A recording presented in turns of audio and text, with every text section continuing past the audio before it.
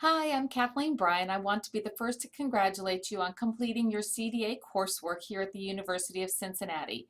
I'm going to walk you through what the next steps are as you are preparing to apply for your CDA credential. I'm going to first focus you on the book that you purchased from the council. Either your book is yellow, blue, or green. I'm going to use the green book just for this video, which is the one for a preschool CDA candidate. You're going to start by looking at what is on the inside cover of the first page here. And I'm going to just walk you through all of the steps on this page. So if you have your book, you might want to follow along with me. So attached to the email that this video came with, I have given you a certificate of your hours that you have completed here at the University of Cincinnati for the online CDA work. I also have, there's a verification letter that breaks down how many hours you've spent in each of the subject areas, as well as a certificate that you can print out.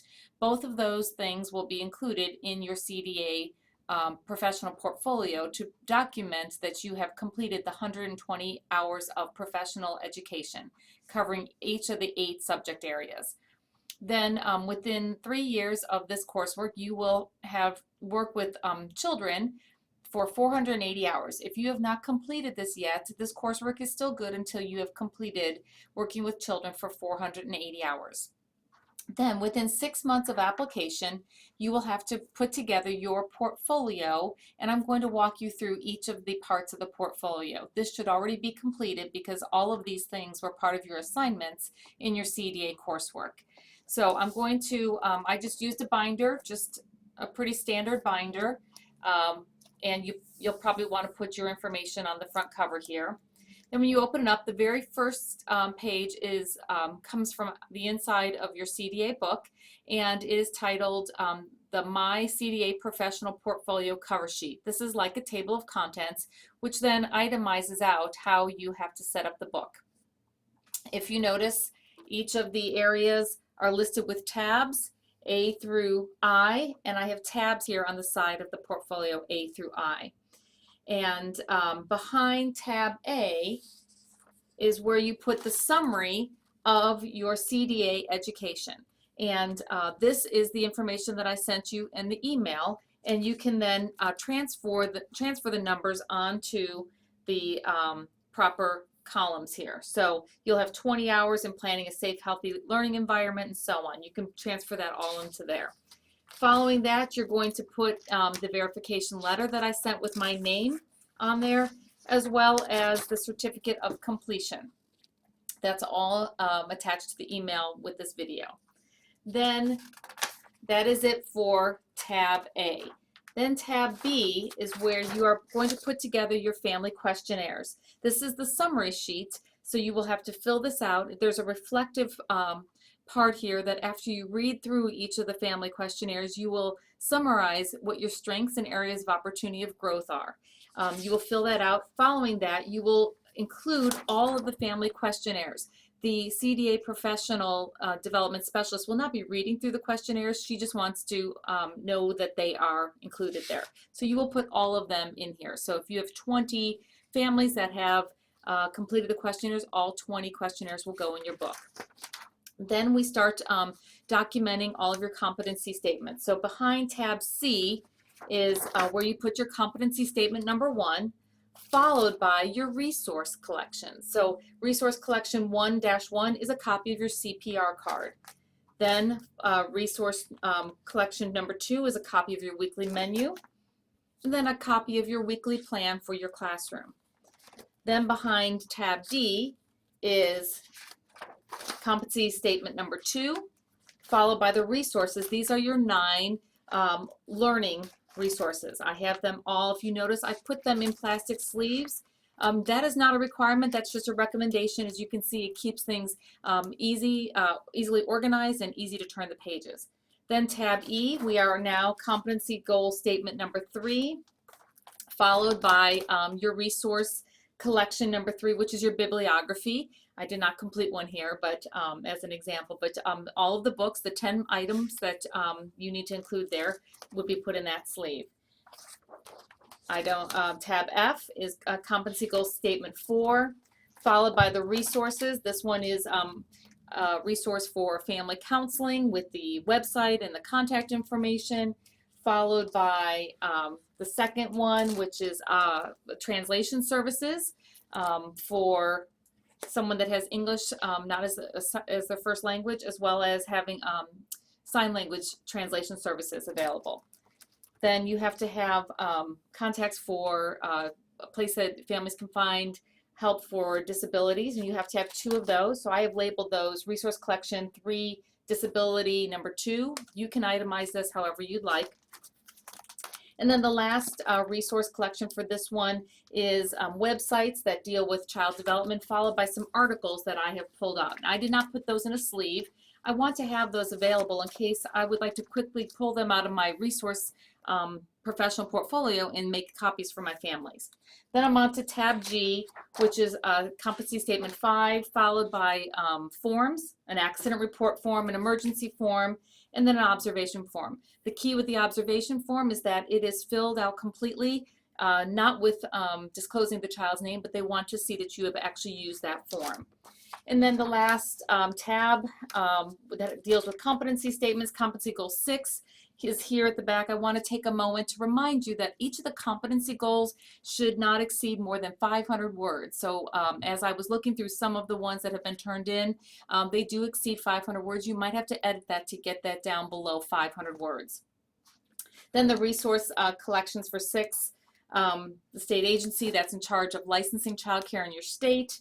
Then some early childhood organizations. There's 2 that you are required. Here's number 1, number 2, and then the part that says that you're a mandated reporter. Then the very last tab deals with your professional philosophy statement.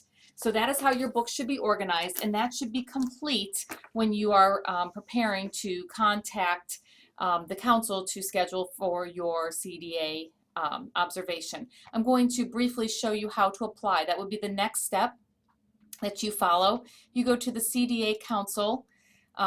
.org, and here's the website here. You will go on to CDA PD Specialist, click on there, and find a PD Specialist online directory. You are going to put in a search criteria, perhaps your zip code, perhaps where your center is located, and I'm going to just put in my zip code, and I'm going to search, and then you will see that, sorry, the screen is not big enough, but there are other indications that you can use to find a professional development specialist. Actually, you can see where you have to type in a code down here at the bottom. So then you will have choices of people that can come to your center and do your observation on site. What will happen is an email will go out from the CDA Council to the potential professional development specialist. They will contact you and see about what your timeline is, and if they do agree to be your professional development specialist, they will give you their professional development specialist number, PD specialist ID number. So you will get that after you speak with your PD specialist. You have the opportunity to ask as many different PD specialists as you want that's in your area. Perhaps it's the first one that calls you back, that's the one that you'll go with. But once you put their number on there, then you can continue on submitting your application. There are some other things you have to check off here. That your director has to give permission for the PD specialist to come on site and observe you, that you have paid the assessment fee, and depending on what state you live in Ohio, there is a scholarship available through Teach that will pay for your assessment fee. In other states, you might want to check and see if there are CDA scholarships available. And then you will receive notification from the council regarding your readiness for your assessment.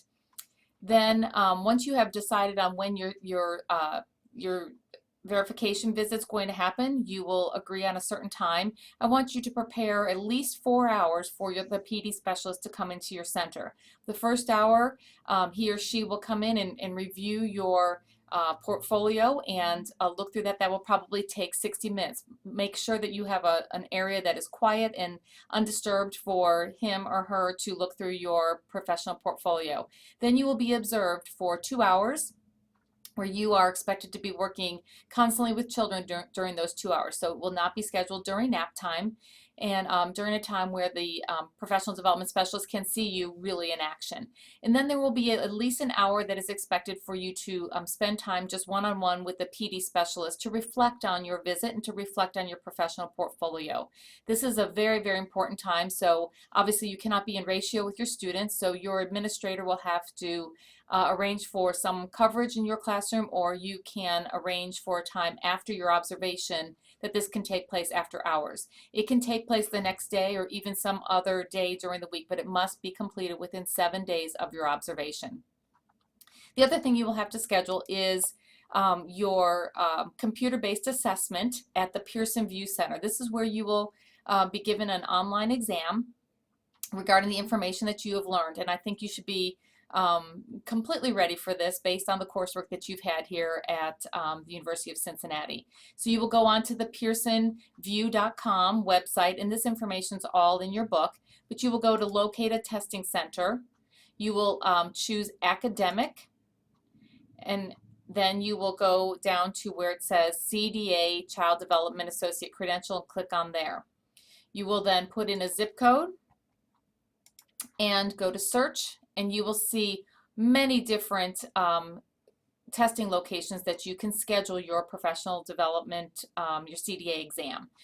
So all the instructions are in your book regarding that step as well. So finally, I want to just make sure that you are aware that in the back of your CDA book is where your assessment tool is located. Please do not pull this out ahead of time. When the professional development specialist comes to your center, you will hand her your book. You will show her your ID to make sure that you match up with the person that's giving her the book and matching up with the with your portfolio. And then the back of your book, you have the complete assessment, and this is what will be completed by the professional development specialist when they are on site with you. Everything will be done in the book, and then it will be torn out, and that way the professional development specialist will know that it belongs to you. There's the application that is inside the book as well, but they highly encourage you to apply online, but all the steps are included in the book. So this book has everything that you need, as well as, even if you look on that very front copy that we started with, there are page numbers that are associated with each of those items that need to be completed that will explain in further detail. Finally, I just want to congratulate you again on many semesters, many weeks of hard work that you have completed. And I want to encourage you, though, that if you ever would consider continue on with your online degree and wanted to pursue an associate degree, your CDA work here would count towards your associate degree. So it would be a very smooth transition for you to just go and continue on with your academic career here at the University of Cincinnati. You would just give me a call. Again, my name is Kathleen Bryan, and let me know that you are interested in moving on with your associate degree. So if I don't see you again, I wish you the best of luck, and if you have any questions, please do not hesitate to give us a call. Thank you.